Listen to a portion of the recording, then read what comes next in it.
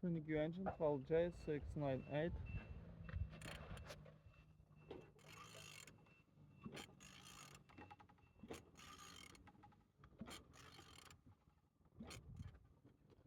Turning good. At the front engines looks good, as you can see. Look as well on compressor without any damage.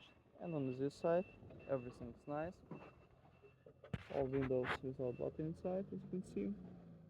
Gearbox all broken. And on this side engine's looking good. Starter without any damage. Same as well like altimeter. And on the top have damaged on this plastics cover. But all connectors look nice. And on the bottom oil sump without any cracks, no leaks. And turning your engine 12J698.